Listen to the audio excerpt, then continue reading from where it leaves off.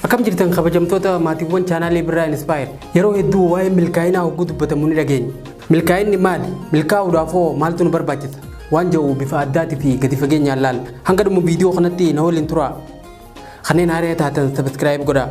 Maatiiwwan keenya immoo like fi share godhuu hin dagatinaa. Viidiyoo kana nama jaalattanii fi hiriyoota keessan hundaaf share godhaa. Milkaa'inni hiikaa dhaabbataa fi kan namni hundi irratti waliif galu tokko qabaachuu hin danda'u. Hiikkaalee milkaa'inaa hanga irraa dhiyaatan keessaa kan namoonni hedduun irratti waliif galan hiikaa Earl Nightingale akka ta'e warri milkaa'ina irratti qorannoo gaggeessan ni dubbatan. Nightingale akkana jedhee milkaa'inaaf hiikaa kenna. Milkaa'ina jechuun yaada yookiin abjuu faayidaa ni qaba jennee yaadnu tokko dhugoomsuudha. Hedduun keenyalleen hiikkaan kun akka nuuf ta'u abdiin qaba.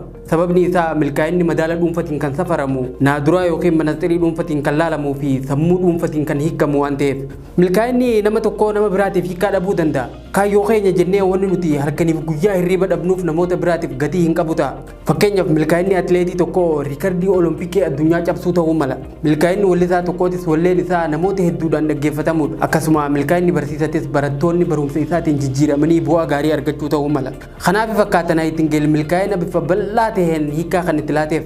Inni akka jedhutti milkaa'ina jechuun kaayyoo yookiin yaada gatii nuuf qabu tokko dhugoomsuudha jedha. Hundi keenya karaa mataa keenyatiin nama milkaa'aa akka taanu barbaaduun keenya shakkii hin qabu. Yaada bu'uuraa kanarratti erga waliif galle waan yaadne akka dhugoomsinuu fi galma keenya geenyee akka milkooynuuf maaltu nurraa eegama.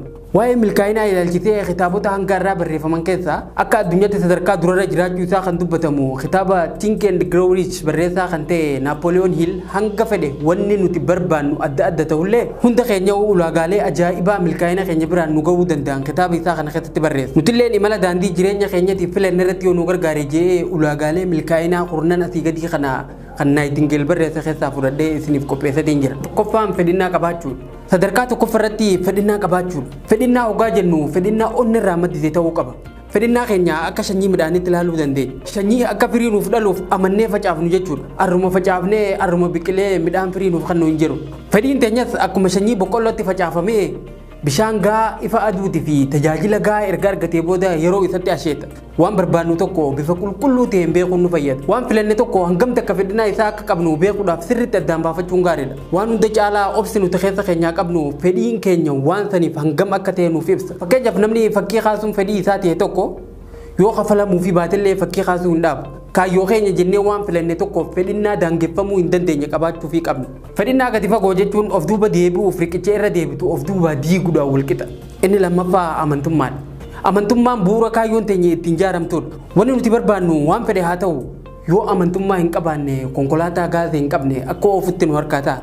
Hanga wayyaa garuu amantummaan jalqaba jiraachuu baatullee ogummaa adeemsa keessa guddifachuu dandeenyudha. Sammuu keenya yaada gaggaariidhaan bilcheessaa amantummaa adeemsan argachuun ni danda'ama. Waan barbaannu argachuuf amantummaan hedduu murteessaa akka ta'e irraanfachuu hin qabnu. Maartin Luuter King waa'ee amantummaa jecha ajaa'ibaa tokko qaba. Sadarkaan jalqabaa kunan keessaa akka nu baasu beekuu baannullee sadarkaa jalqabaa bahuudhaa jira. Inni sadaffaa of amansiisuudha. Sammuun keenya dhugaadha jee kan fudhatu waan nuti irra deddeebinee itti himnudha. Asirratti seenaa waan kana sirriitti ibsu tokko yaadadhe. Namicha saree lama qabu tokkotu ture. Yeroo mara adda babee irra geessee saroonni akka wal lolan godha. Daawwattoonni saricha kamtu yeroo hedduu injifata ja'anii gaafannaan namichinis kanin haala nyaachisu kanaatu injifataa jee deebiseef. Nutis akkasumatti keessa keenya saree lamaatu jira. Waan gaarii fi hamaa, beekumsaa fi wallaalummaa, kufiinsa fi injifannoodha. Kan irraa ol ta'ee hunda ajaju garuu isa yeroo mara nuti gabbifnudha. Kanaaf Napoleon Hill mataa keenyatti waan gaggaarii irra deebinee himuudhaan sammuu keenya gara barbaannetti bobbaasuu akka dandeenyu kan nutti himuuf himuu qofa osoo hin taane kan nu akeekkachiisuuf. Afuraffaan waan tokko irratti abbaa ogummaa ta'u. Ogeessota ogummaa nuti irratti bobba'uu barbaannu yookaan fedhii isaa qabnu irratti bobba'anii wal baruu fi itti dhiyaatuun murteessaadha. Yeroo keenya eenyufaadhaan waliin itti barsaa jirra. Hiriyoonni keenya ogummaa nuti barbaannu irratti nu gargaaraa jiranii. Fakkeenyaaf namni piroofeesara ta'uuf fedhii qabu tokko hanga danda'etti namoota yuunivarsiitii keessa hojjetanii wajjin wal quunnamtii isaa yoo tolfate isa fayyada. Namni yuutuubara ta'uu barbaadu tokko namoota ogummaa kana isa dura qabaachaa turanii yoo walitti dhiyaate isaaf gaariidha. Shanaffaan sammuu keessatti fakkii kaasuudha. Wanni hundi yaada ture. Wanni tokko dhugoomee lafarratti arguu keenya dura yaada sammuu nama tokko keessatti uumamee ture. Wanni nuti barbaannu dhugoomee lafarratti arguun duratti sammuu keenya keessatti fakkii isaa kaasuun iccitii milkaa'inaa guddaa akka ta'e namoonni hedduun irratti walii galan. Kaayyoon keenya sirriitti ifa bahee yoo sammuu keenyaaf mul'ate imala keenyaaf humna guddaa arganne jechuudha. Sababni isaa ni tura malee akka milkooynu sammuun keenya nutti himaa jira waan ta'eef. Jaaffaan karoora baasuudha. Karoora baafachuu yeroo keenya sirriitti akka itti fayyadamnu godhuu caalaa yeroo takkatti sadarkaa takka bahuudhaan imala keenya dadhabsiisaa akka hin taane nu gargaara. Karoora yoo baafanne osoo wanni hundi walirratti hin tuulamne suutaan galma keenya bira geenya. Karoora yeroo baafannu garuu akka mataa keenya rakkisuu fi yoo hojiirra hin oolchine miirri nama waa balleessee akka nutti dhaga'amutti ta'uu hin qabu. Karoora yeroo keenya amalaa fi eenyummaa keenya waliin deemu baasuu qabna. Sababni isaa karoora namni biraa baasu galma keenya nu ga'uu dhabuu mala. Torbaffaan murtee qabaachuudha. Kufiinsa nama tokkootiif sababni tokkoffaa murtee dhabuudha. Namni tokko hanga fedhe beekumsa guddaa yoo qabaate, hanga fedhe yaada ajaa'ibsiisaa burqisiisuu yoo danda'ellee yoo murteessuu hin dandeenye dandeettiin isaa hin baatu. Isuma keessatti hafte. Sababa murtee dhabuurraa kan ka'e filmiin hedduun osoo hin daawwatamin, kitaabni hedduun osoo hin barreeffamin, argannoon gurguddoon osoo hin argamin gara qabrii bu'an. Hunda keenya keessa barra kennaa nu qofaaf kennameetu jira. Kennaa kana immoo baafnee namoota biratti agarsiisuu kan dandeenyu gaafa baasuudhaaf murteessuu dandeenya qofa. Wanni murteessinu kun maali yoo jettanii yoo na gaafattan wanni murteessinu waan ta'uu barbaannu san. Saddeettaffaan ejjennoodha. Murteen kophaa isatti humna hin qabu. Murteen keenya gama cehee galma keenya biraan akka nu ga'u humni godhu ejjennoodha. Hedduun keenya murtee garaagaraa asii fi achittis ni murteessan. Garuu ejjennoo qabaannee itti hin fufnu.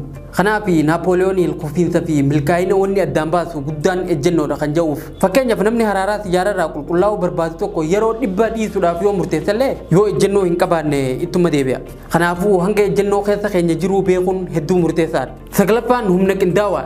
Sammuun lama yoo waliin ta'e sammuu sadaffaatu dhalata. Namni tokko yaada yookiin argannoo mataa isaa qabaachuu danda'a. Yaada namoota birooti yoo walitti ida'ame daranuu bareeda.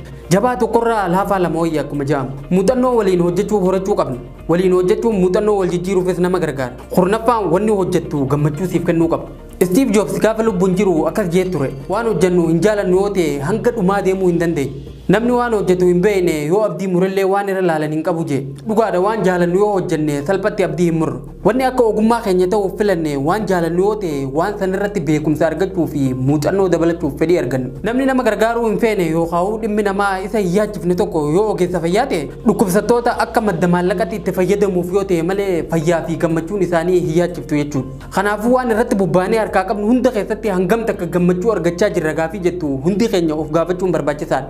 Egaa kabajamtoota maatiiwwan chaanalichaa viidiyoo kanarraa akka barattan abdiin qaba. Itti gammaduu keessan immoo laayikii fi koomentiidhaan natti agarsiisaa. Sheer godhaa nama hunda biraan gahaa. Viidiyoo haaraa fi yaada haaraa hanga walitti deebinutti yeroo milkiinaaf qabaadhaa.